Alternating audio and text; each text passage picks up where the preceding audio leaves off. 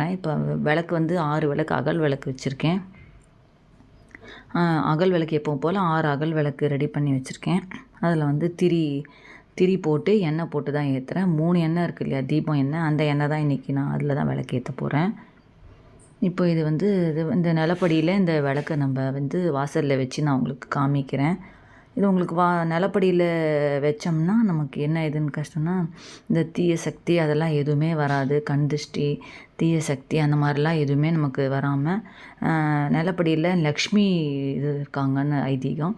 அந்த லக்ஷ்மி இருக்கிறனால தான் இந்த பிரம்ம முகூர்த்த டயத்தில் நம்ம அந்த விளக்கு நிலப்படியில் வச்சோம்னா நமக்கு அது ரொம்ப நல்லது அப்படின்னு சொல்கிறாங்க. அப்படி உங்களால் முடியலன்னா நீங்கள் பிரம்ம முகூர்த்த விளக்கு மட்டும் ஏற்றலாம். முடியாதவங்க அந்த மாதிரி விளக்கு ஏற்றலாம். ஆனால் இந்த மாதிரி நிலப்படியில் வச்சோம்னா இன்னும் நமக்கு விசேஷம் ரொம்ப நல்லது.